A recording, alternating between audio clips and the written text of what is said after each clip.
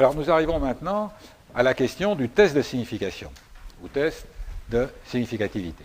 Alors de quoi s'agit-il? On sait bien que même si dans la population, mes deux critères ne sont pas corrélés, même s'ils ne sont pas corrélés, lorsque je tire un échantillon, je mesure mes deux variables, je calcule le coefficient de corrélation, il ne vaudra jamais exactement 0.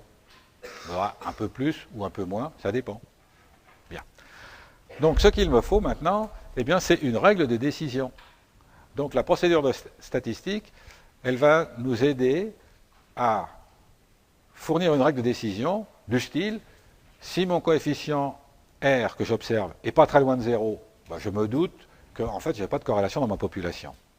Si par contre, mon coefficient R est très grand, je me dis, oh ben non, dans la population, il doit certainement y avoir une liaison. Mais où mettre la limite?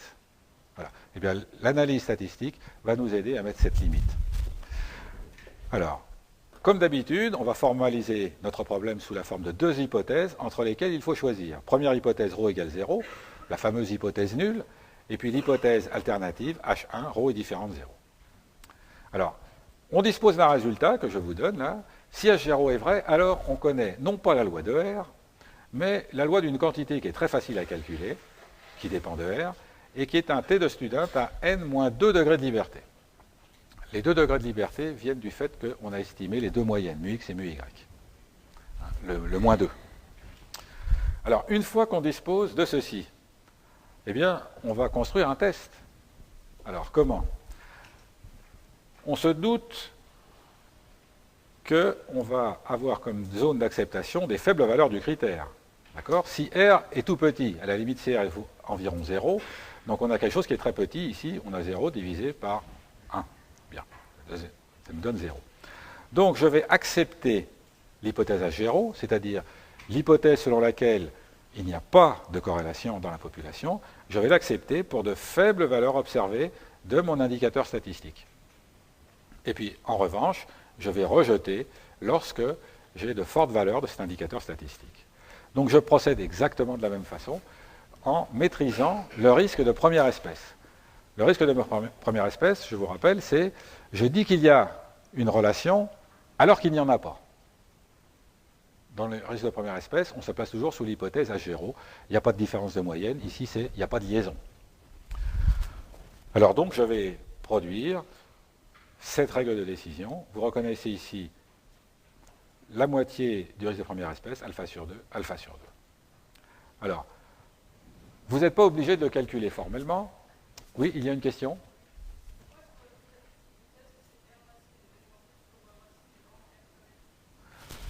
Alors, je peux répondre de différentes façons à votre question. La première façon de répondre, c'est de dire, on ne connaît pas la loi de R, par contre, on connaît cette loi-là. Donc, on va plutôt calculer un indicateur dont on connaît la loi. Mais ça ne change rien quant à la décision, si c'est ça qui vous importe. C'est un simple intermédiaire technique. C'est un intermédiaire technique, d'ailleurs, qu'on pourrait ignorer. Dans un cours très light sur la statistique, on pourrait l'ignorer. C'est un intermédiaire technique. Je pense répondre à votre question. D'ailleurs, on peut tellement l'ignorer que, in fine, ce que l'on fait, c'est qu'on regarde dans des tables. Donc les tables ont déjà été faites. Les tables ont déjà été faites et nous donnent, converties en valeur de R, les limites pour 5%. Alors, regardez ce qui se passe. Lorsque n vaut 3, c'est mon cas, hein, lorsque n vaut 3, la limite de significativité, c'est 0,99. C'est-à-dire qu'il faudrait une liaison linéaire, il faudrait mes 3 points quasiment parfaitement alignés pour que ça soit significatif. Voilà ce que ça veut dire. La probabilité de mettre en évidence des liaisons, évidemment, très faible. Dès l'instant que j'ai plus de données, par exemple 20 données, la limite de significativité, c'est 0,44. C'est-à-dire que dès l'instant que R dépasse 0,44, vous décidez, c'est significatif, je rejette l'hypothèse nulle, je considère donc que mes variables sont corrélées dans la population. 0,44. Et quand on arrive à 900, alors vous voyez pourquoi je prends 900. Je prends 900 parce que c'était la taille de mon échantillon d'étudiants. Alors, la limite de significativité, c'est de 0,06. Autrement dit, tous les coefficients que nous avons commentés tout à l'heure, qui étaient plus grands que 0,4, sont très, très largement significatifs. Leur significativité est hors de doute. Alors ici, vous voyez de façon, à mon avis, très claire, la liaison entre deux concepts qui sont différents, qui sont l'intensité d'une liaison et la significativité d'une liaison. Alors ça, vous le notez, je ne le dis pas souvent, mais ça, il faut le noter. Bien distinguer l'intensité d'une liaison de sa significativité. Alors, la significativité d'une liaison, c'est est-ce qu'on peut considérer que la liaison que j'aperçois là, est-ce qu'on peut considérer qu'elle a des chances d'apparaître sous le simple fait du hasard? Oui, non. Si c'est oui, j'arrête là, je dis soit il n'y a rien à voir, soit je n'ai pas assez de données pour le voir. Si par contre c'est significatif, je dis il y a une liaison. Mais maintenant, quand je dis il y a une liaison, il faut que je mesure son intensité. Et vous voyez ici que lorsque je dispose de beaucoup de données, même des liaisons qui sont très peu intenses vont être significatives. C'est d'ailleurs pour ça qu'on prend beaucoup de données, pour pouvoir voir des choses qui sont assez fines. Donc, un coefficient de corrélation de 0,5, par exemple, est significatif, donc est une intensité qu'on va dire moyenne, entre guillemets. Ce coefficient d'intensité moyenne, il est significatif si j'ai plus de 20 données, il n'est pas significatif si j'ai moins de 10 données. Vous voyez la nuance qu'il y a, ce n'est pas une nuance, la différence très importante entre intensité de liaison et significativité d'une liaison.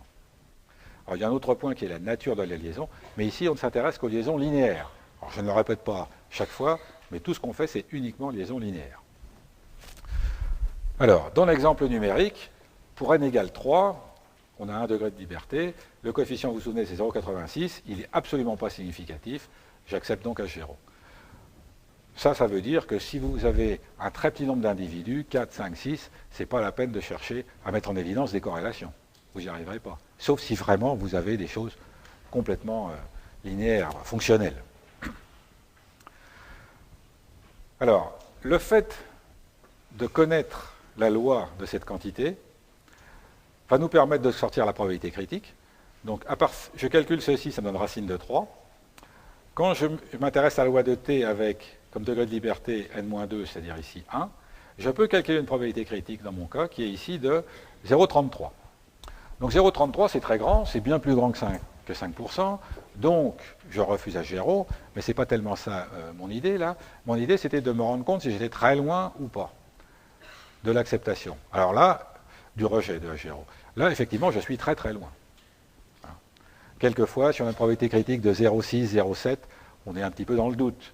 Mais là, avec 0,33, on n'est pas dans le doute. Je vous rappelle la signification de cette proba critique, c'est la probabilité de voir un coefficient de corrélation au moins aussi grand que 0,86 lorsque je tire 3 couples d'individus au hasard. Donc je tire 6 nombres au hasard, 3 d'un côté, 3 de l'autre, je les apparie au hasard.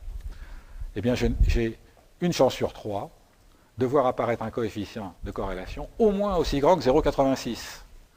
Donc vous voyez, quand on dit, je l'ai vu même dans la part de grosses sociétés qui disent, voilà, nous, on accepte la liaison dès l'instant qu'on a un coefficient de corrélation supérieur à tant.